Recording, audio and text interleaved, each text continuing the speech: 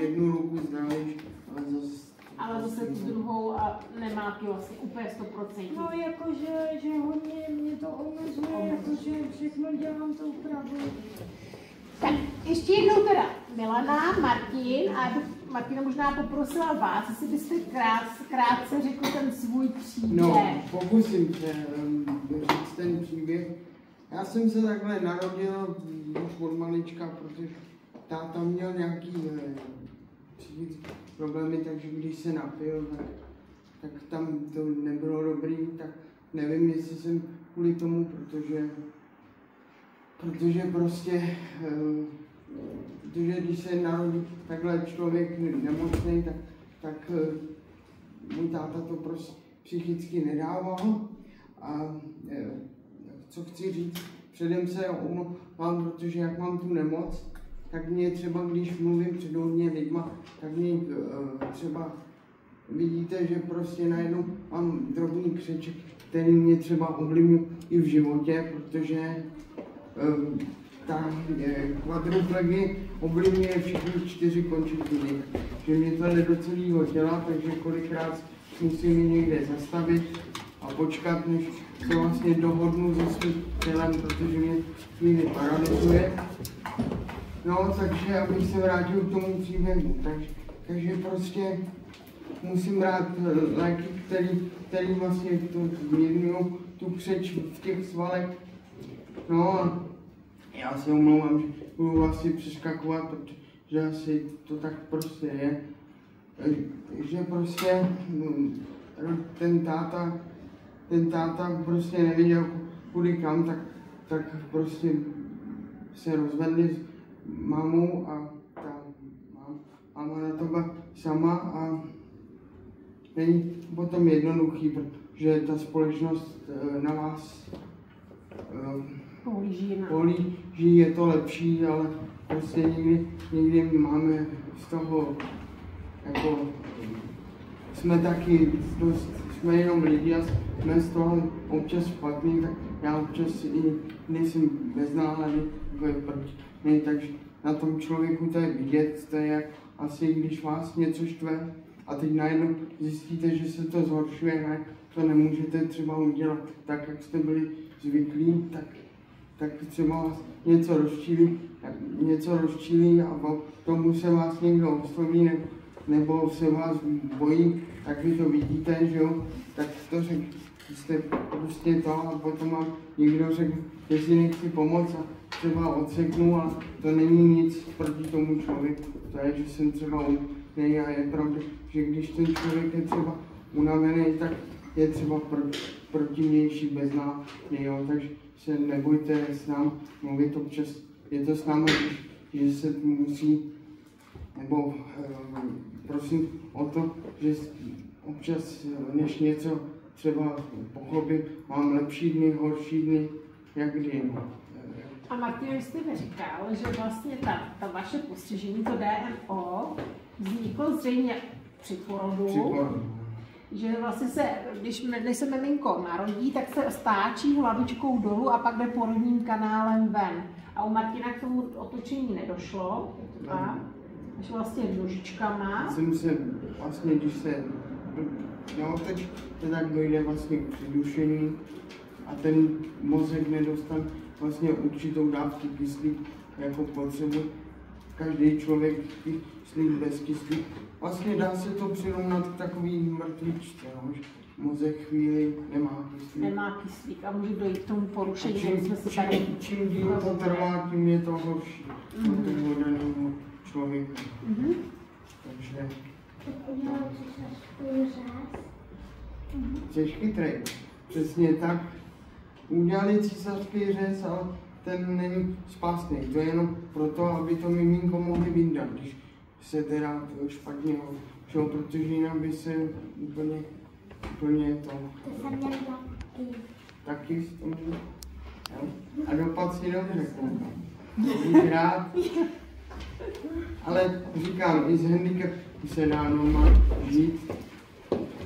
Jak říkala tady paní Beníšková, ty lidi z pouraze to mají, že musíte dát na sebe pozor, protože to tělo nevydrží všechno.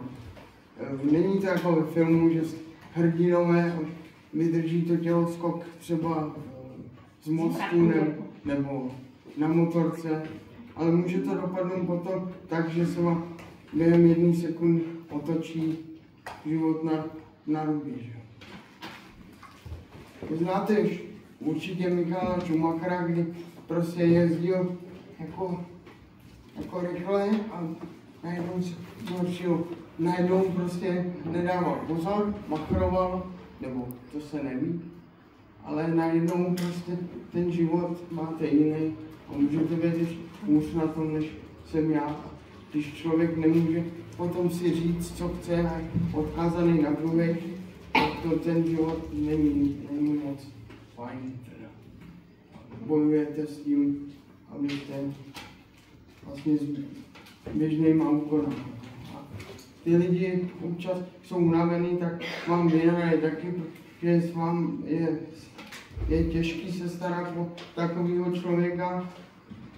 Čím je na tom hůř, tím je to samozřejmě těžší pro oba. A Martine, vy jste zmiňoval, že maminka to byla sama, ale vy jste se potom dokázal v kolika letech osamostatnit? No, tak já jsem byl dost tak svérázný od malička, jsem dost takovej, že dělám rád, co chci, nejsem rád, když mi do toho někdo mluví, takže jsem vlastně se snažil od 15, no, že rodiče se hádali, ne konfliktně, ale prostě bohužel to určitě zná, že člověk, ta maminka přitahuje bohužel stejný typy chlapů, takže potom samozřejmě to doma nebylo dobrý. Nebylo dobrý. A vy jste se osamostatnil a měli bychom říct, že Martin pracuje, že jo? No, jo. A co děláte? Co děláte? Je to chráněné pracoviště, náhradní plnění se tomu říká někde chráněné pracoviště s tím, že teda zaměstnává lidi s nevýhodným, to je vlastně se říká handicapu, že když ve chvíli máte nějak znevýhodnění, nemůžete něco dělat, tak ten zaměstnavatel zaměstnává i lidi s handicapem. A co děláte, Martine, abyste ti uměli představit? Přes počítač, no. Protože chodit nemůžu, na stavbě být nemůžu, tak dělám, co můžu. No. Na počítači. I s těmahle rukama taky nemůžu dělat všechno, takže to je práce. Máte s rukama omezení, že jo? No. Jako s těma zubama. Tamhle asi nějaká otázka, povídej. Kolik hodin práce? Já to mám vlastně home office, dneska už to mají zdraví lidi, že můžu to dělat kdykoliv, ale měl bych tam být do 4 hodiny, ale já jsem poměrně přes počítače mám takový program, který to vyhledá pro mě. Ale snažím se, 4 hodiny. Ale hledám vlastně práci, mě to zaměstnává mysl a jsem rád, že můžu být aspoň trošku prospěšný, nemusím brát podporu, že výhoda je, když jste aspoň handicapovaný, že ten stát se snaží, protože nějak pomoct, protože bez peněz to víme, bohužel to dneska nejde, no. A tak člověk je rád, když to tomu státu může trošku vracet. Tak moc děkujeme. Teďka dáme slovo Milaně, a vy přemýšlíte nad dalšíma otázkama ještě, děti. A Milana nám řekne o své dětské mozkové obrně, my jsme se o tom taky bavili, že tam asi došlo k nějaké chybě v 80. letech, to už je velmi dávno, jak jste někdo správně říkal, že bylo Československo a ta zdravotní péče někdy byla trošku horší a asi došlo tady k nějaké chybě u očkování. Ne, to už bylo potom, po Rakousku-Uhersku, to Milana není se 200letá. A to je ono, já třeba mluvím a mluví za mě celý tělo, že jo. Měli mluví a tančí u toho. To je to, co jsem říkal, no, že to tělo pracuje. No, ale tak člověk si musí bojovat, pak si člověk musí říct, že lidi jsou na tom hůř a taky nějak žijou, takže ten život se dá žít i na vozíku, ale je to složitější. Tady někdo měl hezký dotaz k těm zubům. Ty jsi měl vědět, jak se dají čistit zuby, a když máme ruce trošku omezený. Jde to trochu, nebo jak to děláte? Doktorka mi doporučila, že já používám elektrický kartáček, že je to lepší, jako, že to líbí vyčistí. A co vy, Martine? No, ono, takhle, já jsem chlap a ty chlapi méně vydrží, tak mě říkali, že mám chodit na dentální hygienu, a když mě bolí dát se po té dentální hygieně, říkám, to mě bolí celý kruh, takže jsem říkal, no na to chodit nebudu, protože to fakt to bolí a nevím proč, ale já když máma měla toho přítele, tak mě strčil na vanu, to je ten černý zub a ten jsem bohužel dostal to rozum, protože bohužel, co jsem neřekl, ten další přítel mámy mě jako mátil, no, jako, máma vždycky udělala alkohol, ale... Takže docházelo k tomu, co známe jako domácí násilí, tím si Martin prošel, ale zvládnul to, osamostatnil se a pracuje, a to je... Takže se to podepsalo na psychice, jsem od té doby takovej, jako naštvávací, víc. A jde vám to trošku si ty zuby čistit, nebo vůbec? Snažím se, ale... A taky elektrickým, jako Milana? Jo, ale nejde to. Nejde to tak? No, jak tam je ten kámen, tak prostě můžu... Dřív mi na to dávali takový za komunistů nebo komunisté, dřív mi dávali na to takový, to mi pomáhalo to storost, super se to dneska nesmí. To tam drhne, jo, na tím pískem. Jo, na ten kámen. A co vás ještě napadá, Martina?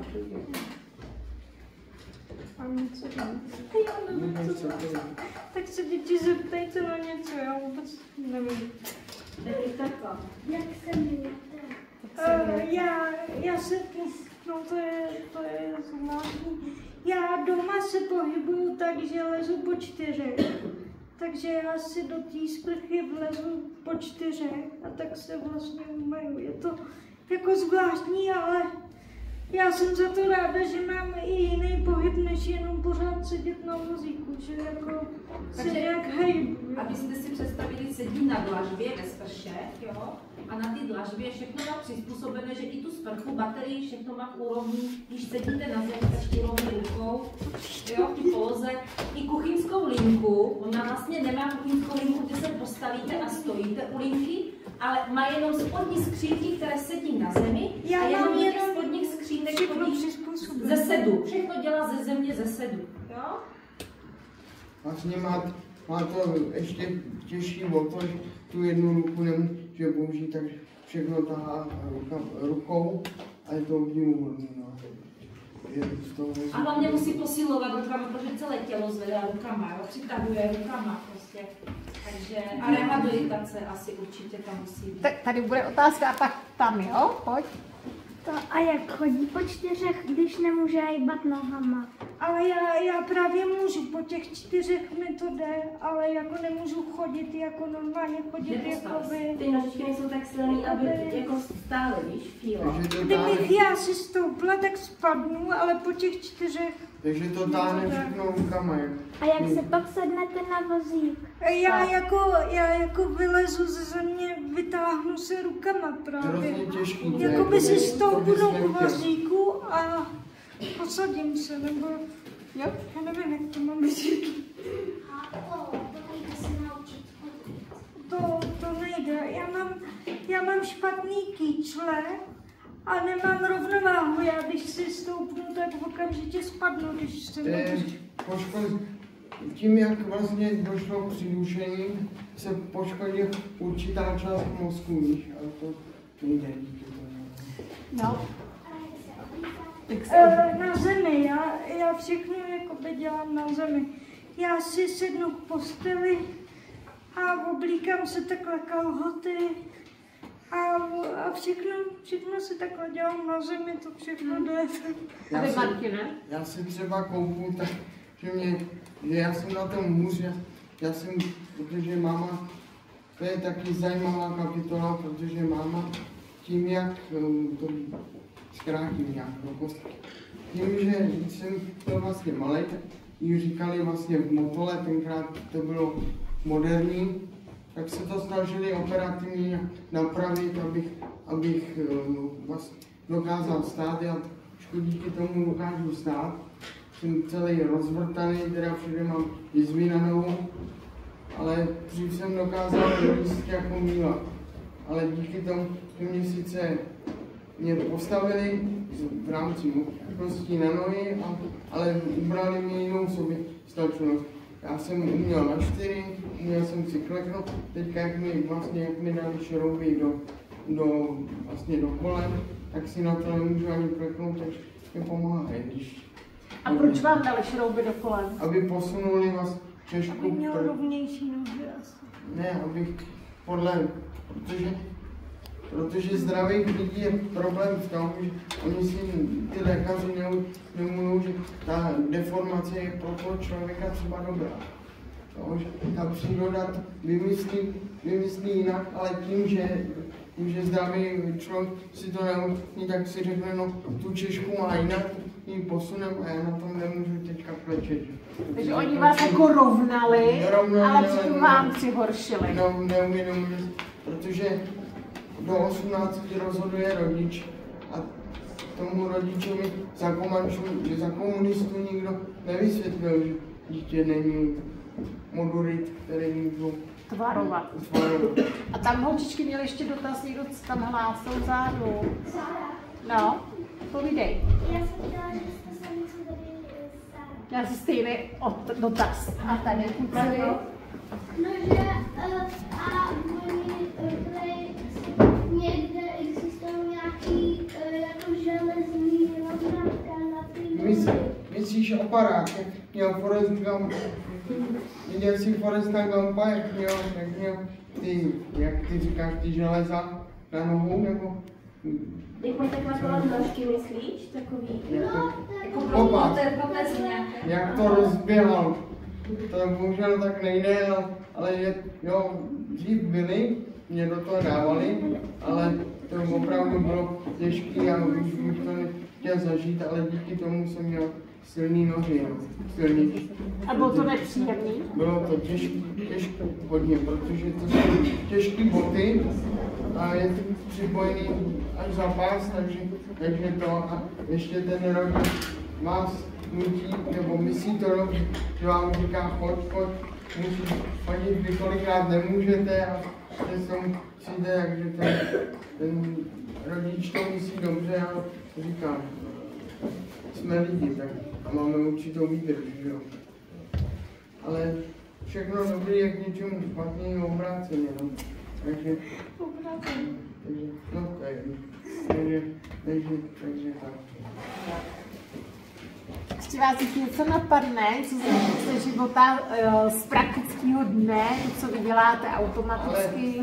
Tamhle kluci ještě mají dotazní Já se omlouvám ještě k těm botám. Už ty boty dneska nedělají. No, už je dělá odlehčený a ani nedoporučují. Jo. Kvůli kyčí. Jo, kvůli kyčí, no. A třeba, když máte volný, tak co děláte? Ve volném čase Třeba já mám ráda, když je sluníčko, tak hodně jezdím po venku, třeba jedu na přehradu, koukám tam na ty lidi. Prostě si užívám, že je hezky, tak mě sluníčko strašně pomáhá, jakože mi to dá energii, jakože že je takový, to je 100krát lepší než antidepresiva. Asi jo. Můžu vám potvrdit, že milý často vydávám ve městě, jo? Protože Mě žiju tady v centru. Mě taky určitě děláme vidíte. Tak až teďka je uvidíte, tak můžete říct ahoj a přijít se s nima pozdravit, nemusíte se jich bát. Co? Třeba.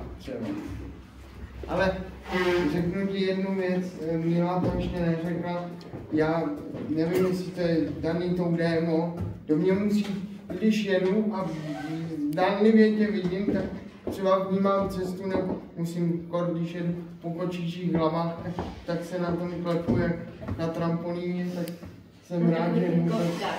Na náměstí. Jo, takže to musíte nějak vlastně se projevit. Jo, to já mám taky, že když jedu, tak nevnímám a když mě nikdo neosloví jako úplně, jako tak je prostě.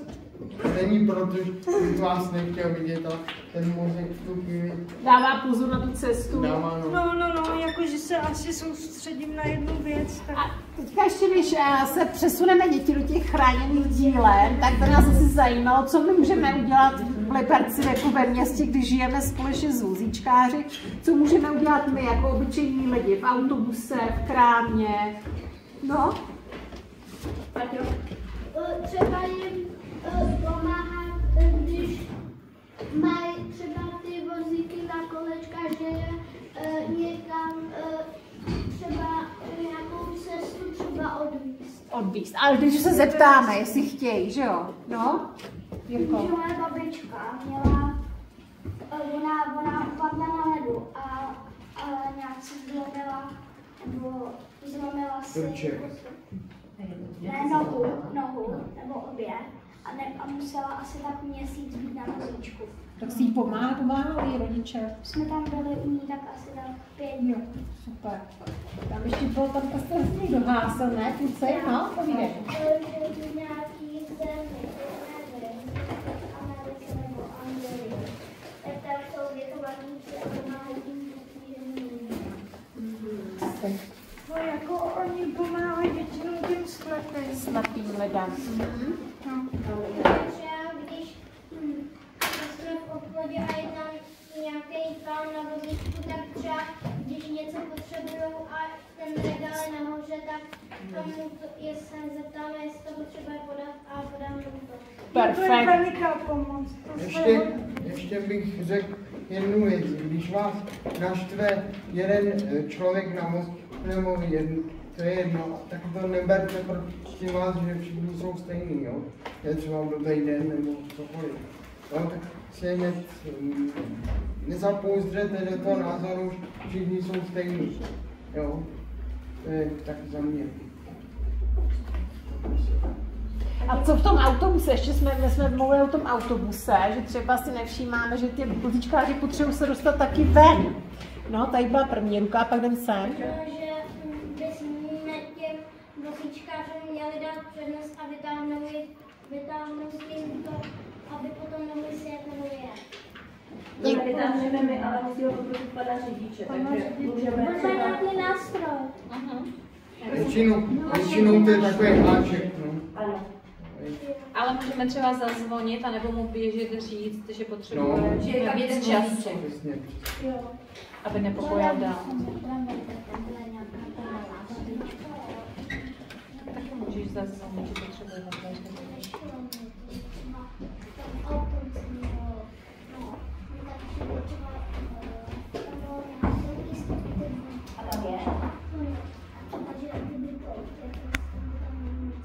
Tam je v autobuse je tlačítko, když chcete vystoupit. No je tlačítko, ale kolikrát se stane právě, že ten řidič zapomene i přesto, že zvoníte, protože je zamyšlený. Jo. Tak je dobrý, když někdo tak jde k tomu řidiči a řekne, že potřebuju vystoupit.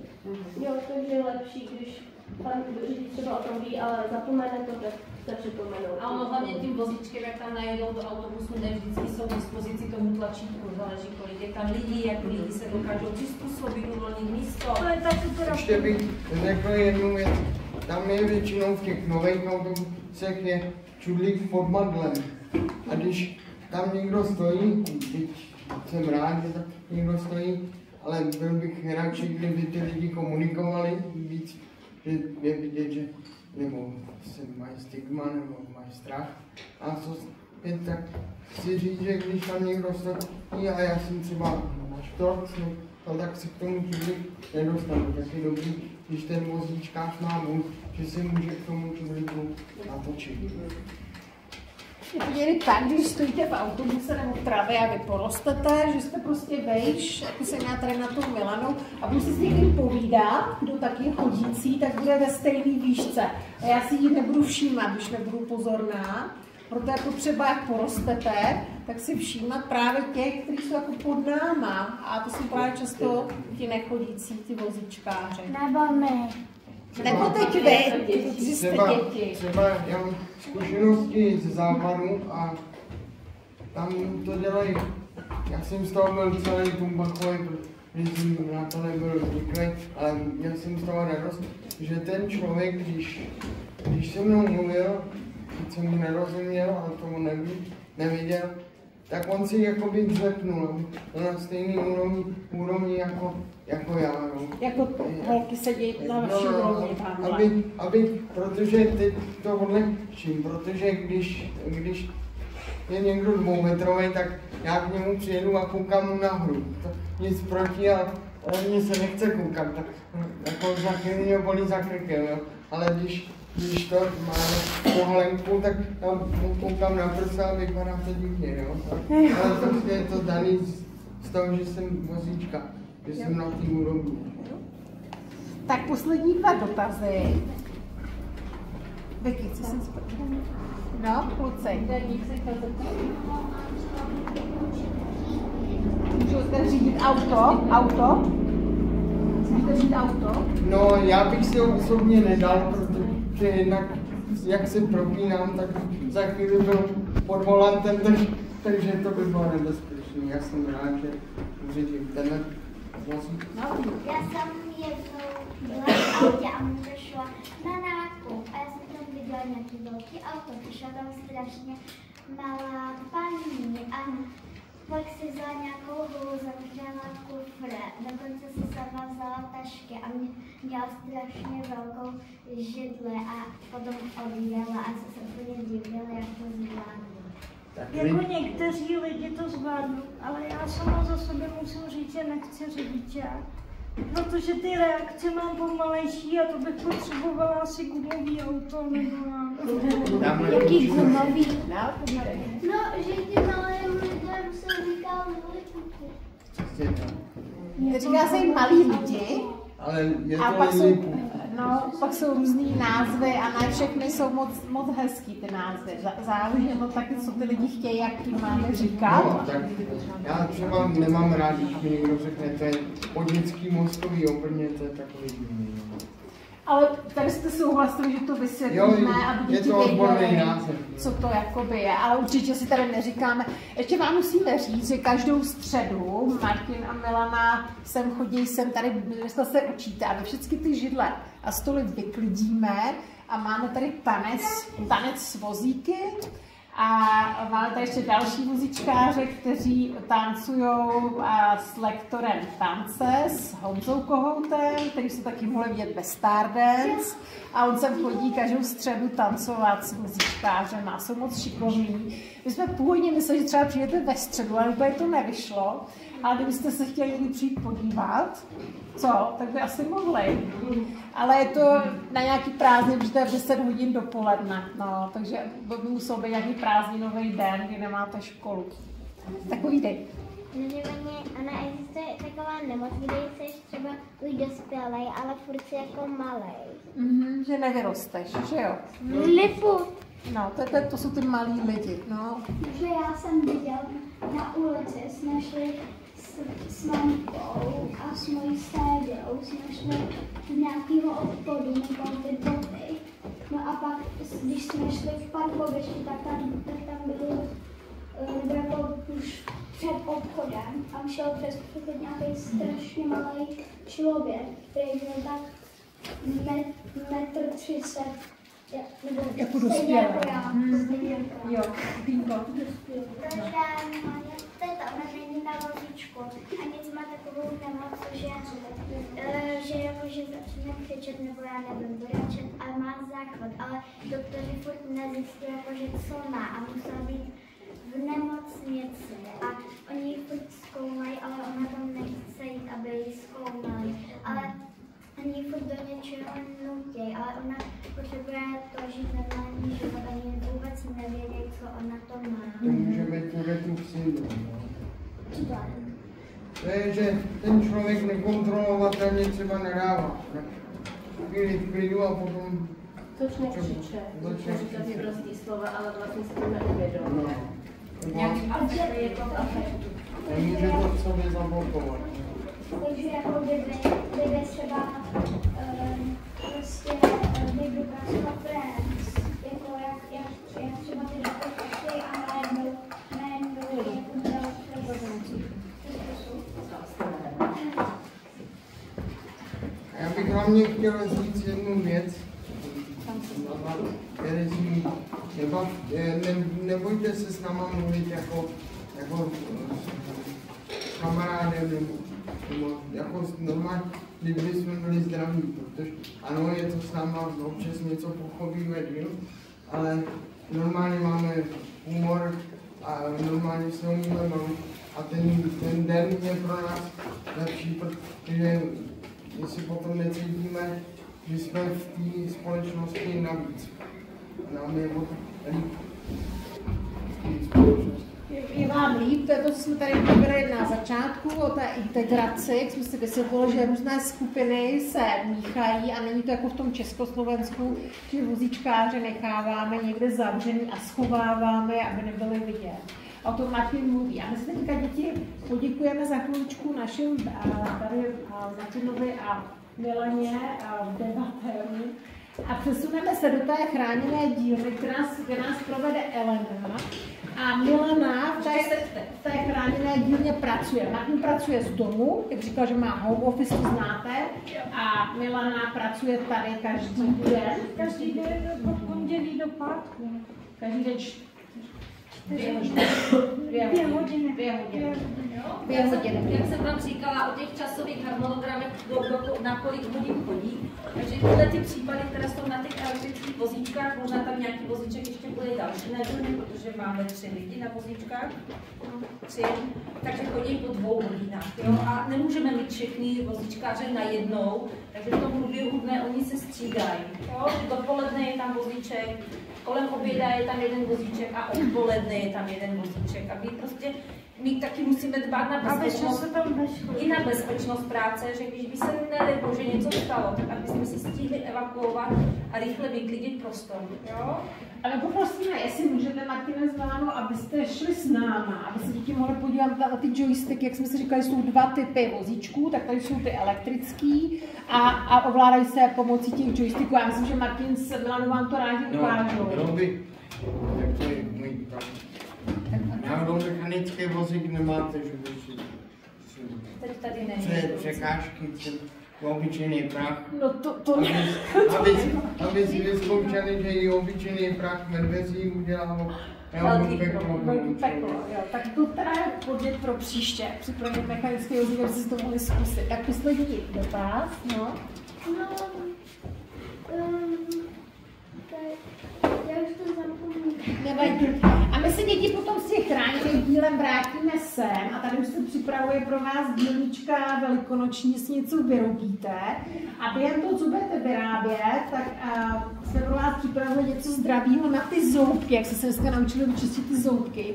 Tak to, co je lepší než sušenky, čokolády a donaty, tak jsme připravili vedle v kuchyni. A když si tady najdete krabičku, tady má každý připravenou krabičku oddělenou a tam si naskládá tu svoji porci z kuchyně a vezmete si to k sobě. Takže během té práce můžete třeba po jednou, po 2 chodit a připravit si ty krabičky, abyste to měli v těch 12 hodin nebo za 5-12 připravený, až bude paní učitelka potřebovat s vámi učit. Krabičky jsou vaše, no, ale můžete něco hezkého vyrobit s těma a předmětama, co mám tady pak. Takže teďka se posouvá. Já ještě chvíličku seďte, prosím vás, ještě děti, 2 minuty. Děkuju. A od mediátoru nebo mediace zdraví dostanete tu zdravou výživu, jo? Tak jak jste si dneska si něco zapamatujete z toho doma, budete mít ty krabičky, vždycky vám to budou připomínat, co jste si tam všechno naskládali, co si máte na svačinu žádat doma. Ale já mám pro vás ještě jeden dárek za chráněné dílny, které pak uvidíte. A možná tam uvidíte, jak se ta hráčka i tam vyrábí. My máme svůj talisman, to je naše hračka Medvídek neboj se. Medvídek neboj se má svůj příběh a vyvíjeli jsme ho v roce 2019. Výborně. No ano, protože Medvídek neboj se je jenom béžový s bílýma puntíkami, jo? On se takhle jmenuje. Má tady svůj rodný certifikát, protože to je hračka nezávadná pro děti. A má tady svůj pás. On cestuje, jo? My zaměstnanci, kteří testujeme i do ciziny. Vždycky si tam jednoho medvídka vezmeme. Já jsem si ho loni sebou vzala do Itálie.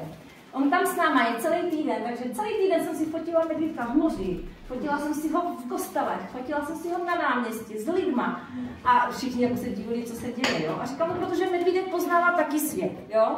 Všichni chodíte někam na dovolené, tak každý si ho na dovolenou vezmeme. Ale my děláme takovou charitu zase, že na ty dovolené najdeme děti, které se nám zlíbí, jo. A my toto děti darujeme. Takže on tam na ty dovolené zůstává.